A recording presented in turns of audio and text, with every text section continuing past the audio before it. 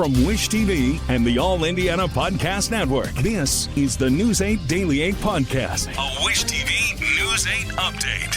Hello, I'm Jeremy Jenkins, and this is your News 8 Daily 8 Podcast for Friday, February 23rd. We begin with big news in the Elias Dorsey murder trial. After 10 hours of deliberating and a near deadlock in the case, the judge sent jurors home around 2:30 this morning. News 8's Hernan Gutierrez has been following the case. Jurors are set to be back here in about 4 hours. They'll continue deliberations around 1 this afternoon. Meanwhile, attorneys in the case were asked to report back to the courthouse today at 11 in the morning. Elias Dorsey is accused in the 2020 murder of IMPD officer Breanne Leith. Jurors started deliberations around 4 yesterday afternoon. During the trial, they heard from Leith's mother, all of the officers there on the day of the shooting, Dorsey's family, and 7 doctors who evaluated Dorsey's mental health. Deliberations centered around whether or not Dorsey was insane at the time of the shooting. Judge Mark Stoner says this is a first in his career. This is the first time in my experience that we've let a jury go home and come back. And so I want to make very crystal clear I've done everything I can to make sure that the jurors are not disturbed. The trial took 7 days to get to the point of making a decision. Again, the jurors are expected to report back here at 1 this afternoon, where they will continue deliberation. Reporting in Indianapolis, I'm Hernan Gutierrez for Wish TV, wishtv.com, or follow us on Facebook for updates. If you're a customer of AT&T, you should have normal service this morning after a nationwide outage. The cell phone company says it restored all service yesterday afternoon. We first told you about this story on Daybreak when myself and several others on the Wish TV staff noticed we had no cell phone service. Tens of thousands of people across the country had the same error message on their devices, even SOS messages there. That meant no calls, texting, or an ability to call 911 without being connected to Wi-Fi. Down Detector says the highest number of outages happened across the Midwest, Southeast, and in Texas. AT&T says a coding error caused the outage, and it was not the result of a cyber attack. The Wayne Township Fire Department is getting closer to merging with the Indianapolis Fire Department. The Township Board of Trustees unanimously approved the measure last night. Trustee Jeb Barden says the absorbed firefighters will maintain their seniority, salary, and benefits.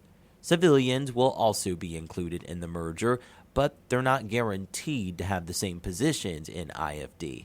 Barden says the merger is needed because the township can't pay retirement or afford new equipment. We need money to buy new fire trucks, a new ladder truck. We have a fire station that's in really bad shape, and those are things that need to be addressed. The Indianapolis City County Council still needs to sign off on the plan. That could happen as early as this spring. Wayne Township already approved a merger of its EMS services with Indianapolis Emergency Services. That merger takes effect on March 17th. 4 people have severe injuries after a crash on the west side. Troopers say they tried to pull over a Mustang for speeding near 10th Street and Tibbs Avenue. Moments later, police say the Mustang then hit another car on 10th Street. Medics took 2 people from the Mustang and 2 people from the other car to the hospital. We're still working to learn more about their conditions. A federal watchdog is now investigating the delays in processing the FAFSA. That's because students and their families across the country say the new portal isn't working.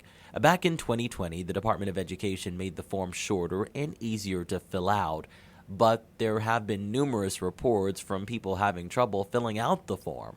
I had set that up, or so I thought, and then when I waited the time that they said to wait and went back to log in, it didn't work. Several Indiana universities have now shifted their FAFSA application deadlines away from May 1st. When it comes to the weather, the day is off to a foggy and chilly start. Wish TV's Marcus Bailey has your News 8 Daily 8 forecast. If you're around and south of I-70, that's where we have some of these fog troubles. Out of the track, it's not bad. You can see the pagoda. You can see off in the distance as well. We're at 35. We've had kind of intermittent fog at the airport, but it hasn't been super thick, at least on the southwest side. Southwest wind at around 9 miles per hour. Mid and upper 30s across much of the state here for this morning. Clean sweep on Storm Tracker. We should stay that way for the remainder of the daytime hours. And again, our nighttime satellite showing some of that fog just hanging out, especially in southeastern Indiana. Once we get the fog out of here, I think it's going to be a pretty nice day. 49 at noon and 52 for your high. A little cooler than the last couple of days, but still 10 degrees above average for this time of year. Three-time Super Bowl champion Shannon Sharpe was back in Indy last night. This time, the Football Hall of Famer had powerful words for an audience that attended the Stewart Speaker's Black History celebration. Just take a listen to what he had to say about recent criticism surrounding his podcast. And then I realized they're not mad at me, they're mad it's me. I got the guy.